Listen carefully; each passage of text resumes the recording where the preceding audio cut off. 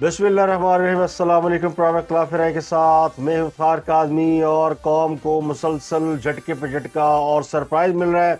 एक सरप्राइज़ और मिला है। DGI जनरल नदीम अंजुम जो है मंजर आम पर आए हैं और उन्होंने फ़ौज पर लगने वाले इल्ज़ामात के हवाले से खुलकर बता दिया है कि इसमें कोई सदाकत नहीं है और एस्टेब्लिशमेंट के ऊपर जितने इल्ज़ाम लगाए जा रहे हैं वो इल्ज़ाम दुरुस्त नहीं है। DGI ISPR camera press conference में DGI का मंजर आम पर आना बहुत से लोगों को हैरान कर गया है।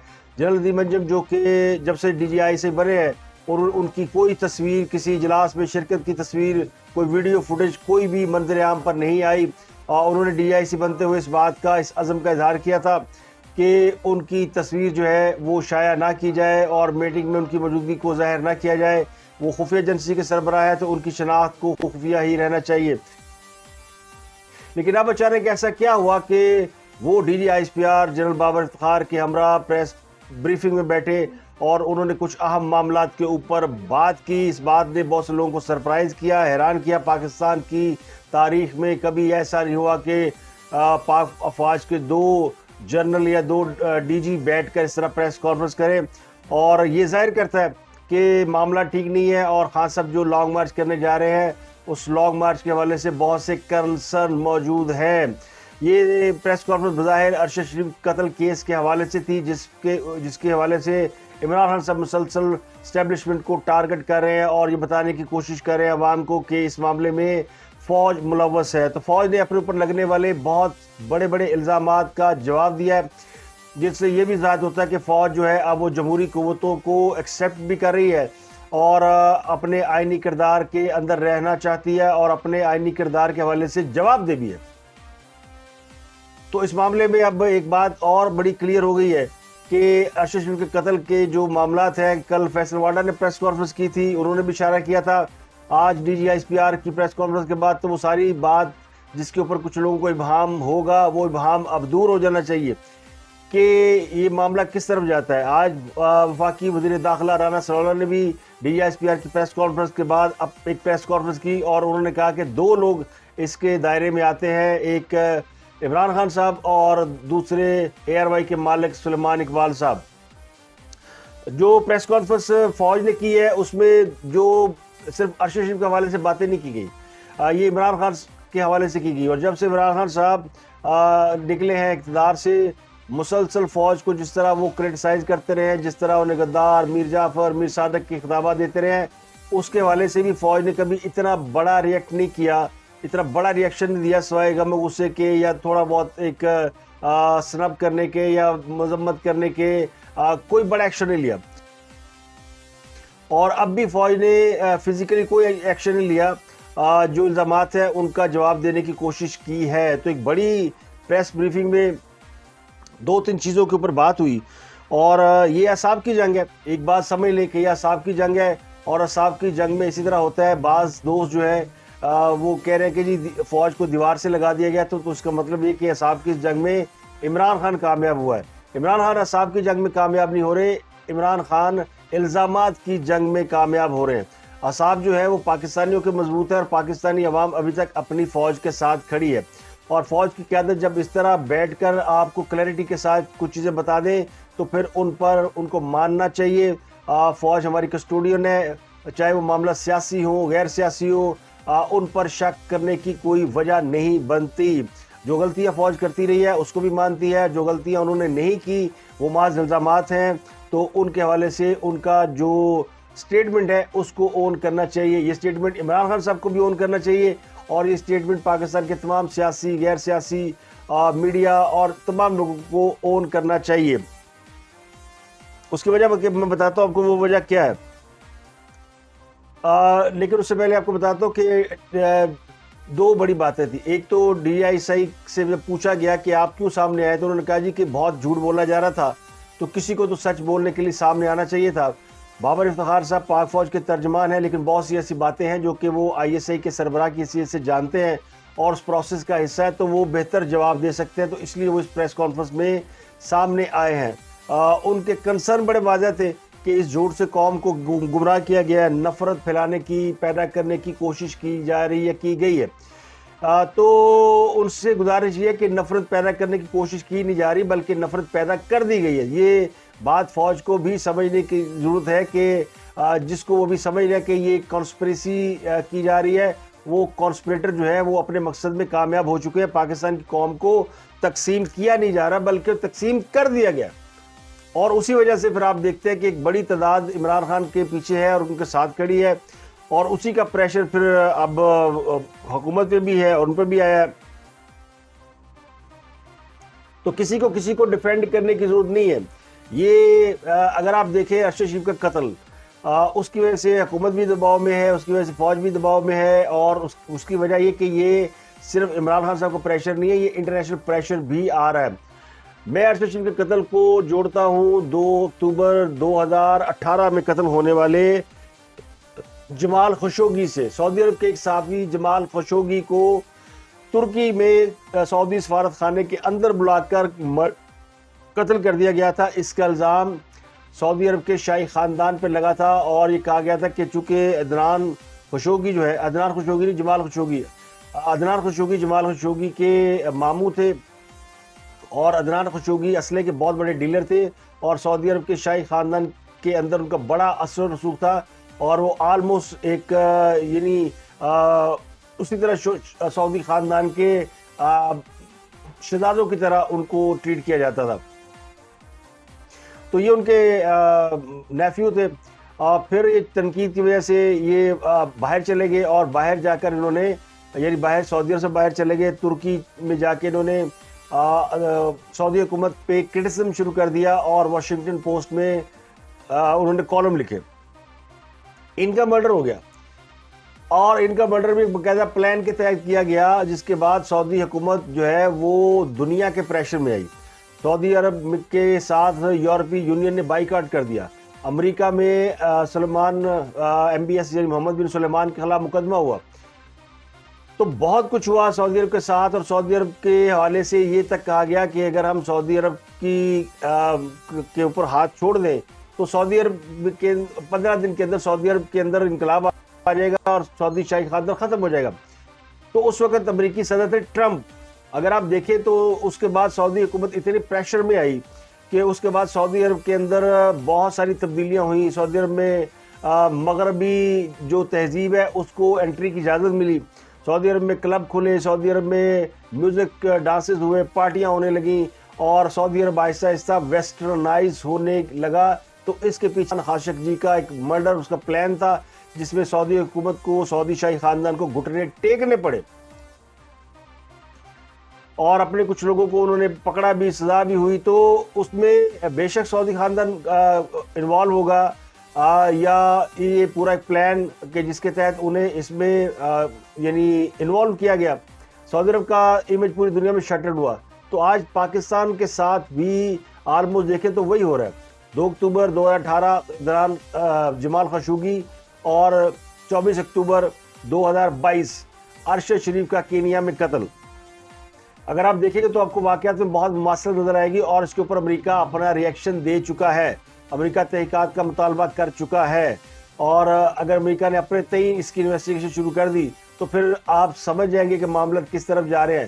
تو جو 2-3 بڑی چیزیں, تو یہی وہ کنسرن ہے جس کی وجہ سے مجھے لگتا ہے کہ فوج کو بھی اس بات کا احساس ہے کہ یہ قتل جو ہے یہ کسی عالمی سازش کا حصہ تو نہیں جس کے ذریعے پاکستان کی فوج کو گھیرنے کی یا ان کو دباؤ میں لانے کی کوشش کی جا رہی. تو انہوں نے ساری چیزیں قوم کے سامنے رکھ دی ہیں. اب قوم کو اگر فوج کا نیریٹو بائی کرنا ہے تو آپ بیرونی نیریٹو سے بچ جائیں گے, لیکن اگر آپ فوج کا نیریٹو بائی نہیں کریں گے اور اسی نیریٹو کے پیچھے لگے رہیں گے جس کی بنیاد ہی جھوٹ ہے. تو سب سے پہلے DGI نے بتایا کہ وہ سائفر جھوٹ تھا. وہ سائفر آرمی چیف نے دکھایا تھا, عمران خان سب کو بتایا تھا کہ یہ امریکہ ہم سے ناراض ہے. تو عمران خان نے کہا تھا کہ وہ ایسی باتیں ہوتی رہتی ہیں. بعد میں انہوں نے یہ سائفر جلسے کے اندر لہرا دیا تحریک عدم اعتماد سے بچنے کے لیے. تو وہ سائفر جھوٹ, اس کا پھر آج یعنی ایک بار پھر سائفر زندہ ہو گیا کہ سائفر کے حوالے سے فوج کو وضاحت دینا پڑی کہ وہ سائفر جھوٹ تھا. دوسری جو آج کی سب سے بڑی خبر تھی وہ یہ تھی کہ عمران خان صاحب نے army chief general Qamar Javed Bajwa کو غیر معینہ مدت تک آرمی چیف رہنے کی پیشکش کی تھی. اور army chief general Qamar Javed Bajwa نے اس سے انکار کر دیا تھا، جس کے بعد سے وہ کہتے ہیں کہ یہ برے بن گئے، آرمی چیف غدار بھی ہو گئے، وہ میر جعفر بھی ہو گئے، وہ میر صادق بھی ہو گئے. تو یہ سارے الزامات جو عمران خان صاحب لگاتے رہتے تھے وہ ان کے بارے میں بتایا گیا جی کہ یہ محض اپنا آئینی کردار ادا کرنے کی وجہ سے اور غیر آئینی کردار ادا نہ کرنے کی وجہ سے آرمی چیف کو نشانہ بنایا گیا. دوسرا انہوں نے بتایا کہ خان صاحب جو ہیں وہ خان صاحب سے ملاقاتیں ہوئی ہیں، یہ ڈی آئی سی نے بھی اس کی تصدیق کی ہے، اور انہوں نے کہا کہ یہ چونکہ ملک کی بہتری کے لیے ملاقاتیں تھیں تو یہ ملاقاتیں ہوئی ہیں، لیکن رات کو ملاقاتیں ہوتی تھی اور بڑی اچھی گفتگو ہوتی تھی. صبح جا کے خان صاحب جلسوں میں وہ تقریریں شروع کر دیتے تھے، غدار اور اس قسم کی باتیں. تو جو رات کو ملاقاتیں ہوتی تھی، کیا اس وقت جنرل باجوہ غدار نہیں ہوتے تھے، یا کیا آپ ان سے ملاقاتیں بھی کرتے تھے اور پھر صبح جا کے آپ ان کے خلاف جلسوں میں تقریریں بھی شروع کرتے تھے؟ تو اب یہ سوال دونوں طرف ہو سکتا ہے. ایک تو باجوہ صاحب کو اگر میر جعفر میر صادق کہتے تھے عمران خان صاحب تو ان سے ملتے کیوں تھے؟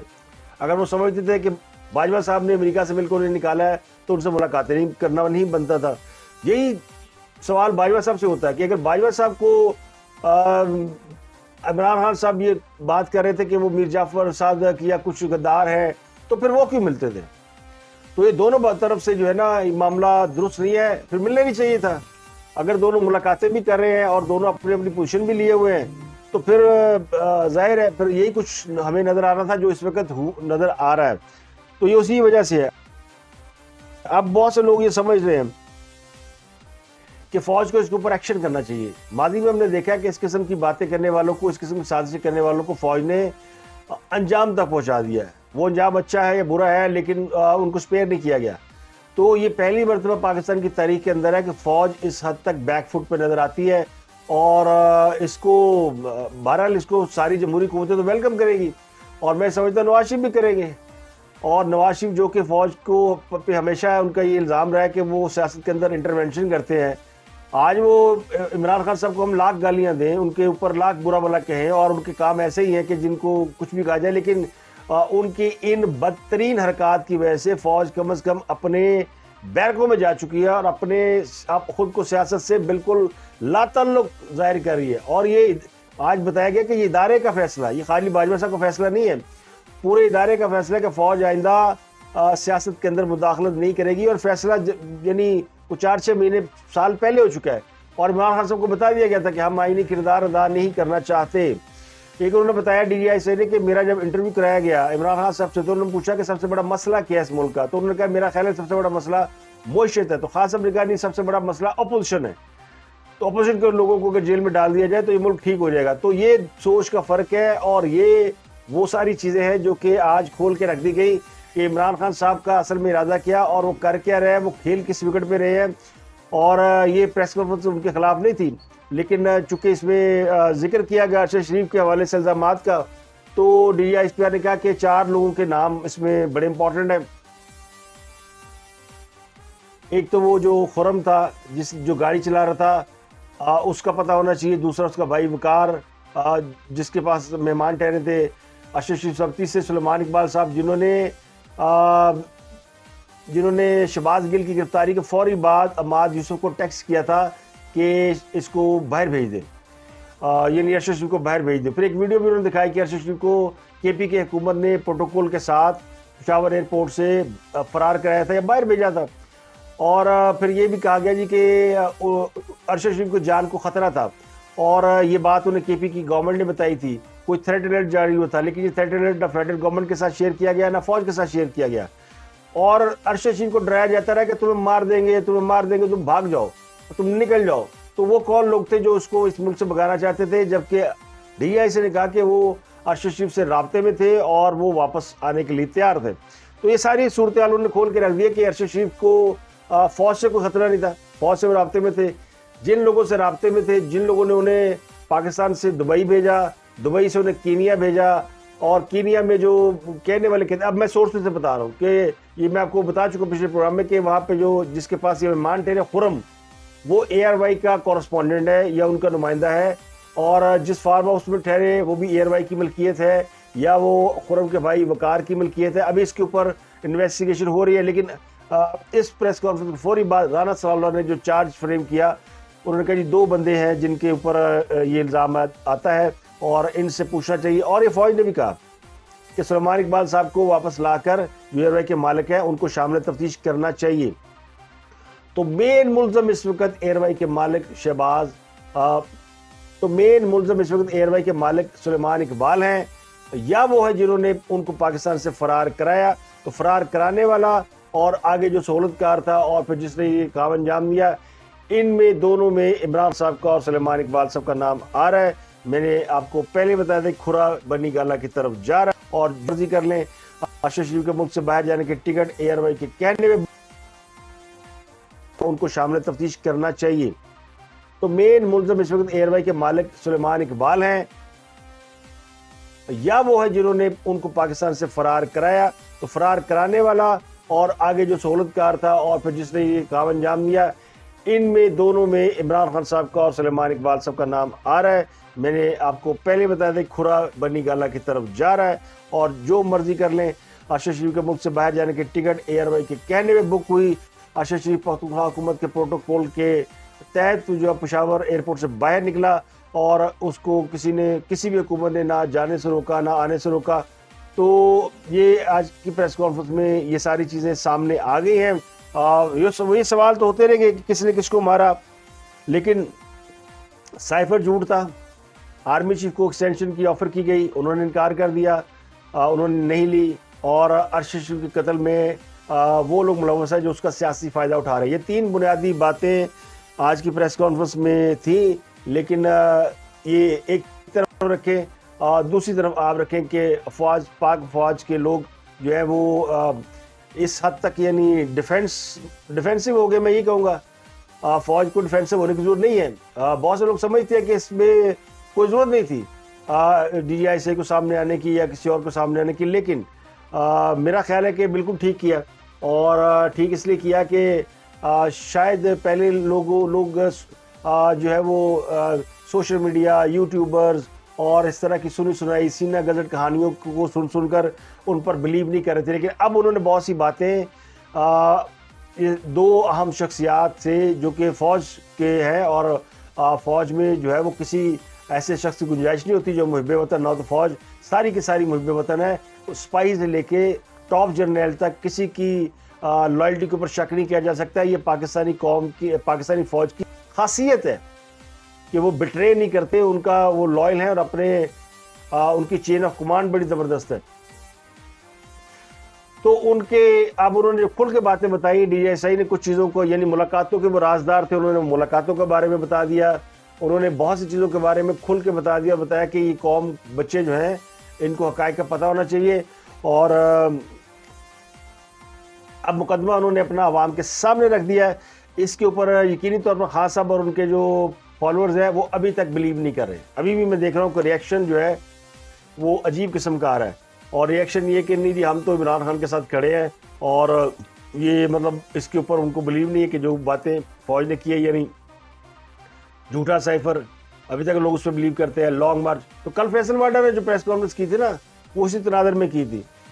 تو عمران خان جو کچھ کرتے رہے ہیں، جتنے جھوٹ بولتے رہے ہیں، جو کچھ ان کو چھپاتے رہے ہیں، فوج نے آج ان کو دیکھا جائے تو ننگا کر دیا ہے اور قوم کے سامنے ان کی ساری جو اصلیت ہے وہ کھول کے رکھ دی ہے. اب لوگ بلیو کرنا لوگوں کا کام ہے، وہ بلیو کرے یا نہ کرے. اس کے بعد مجھے یہ لگتا ہے کہ فوج کے پاس اور کوئی آپشن نہیں ہوگا کہ وہ وہی کچھ کرے جو وہ ماضی میں کرتے رہے ہیں، کیونکہ کمپرومائز نہیں ہو سکتا. کسی کو ملک کے حالات خراب کرنے کی اجازت نہیں دی جا سکتی، ہاں وہ عمران خان ہو، وہ کوئی اور ہو، کوئی سازشی ہو، کوئی اندر ہو، کوئی باہر ہو. یہ ساری صورتحال ہے. اس پر اب تک کے لیے اتنا ہی. آپ سے ملاقات ہوگی اگلے ویلاگ میں. لیکن جاتے جاتے میں کہہ دوں میں لاتوں کے باتوں سے کبھی نہیں مانتے. یہ مثال ایسے نہیں بنی ہوئی، اور ہم اس مثال کے مطلب میں نہیں چاہتا کہ ایسا ہو، لیکن جو لگ رہا ہے کہ جنہوں نے اس سینسریٹی کے باوجود نہیں سمجھنا، تو پھر ان کے لیے وہی خوراک ہے جس خوراک کا اعلان کیا گیا ہے، جس خوراک کا بتایا گیا ہے. تو اب تک کے لیے اتنا. اپنا گردوں کے لوگوں کا بہت خیال رکھیں.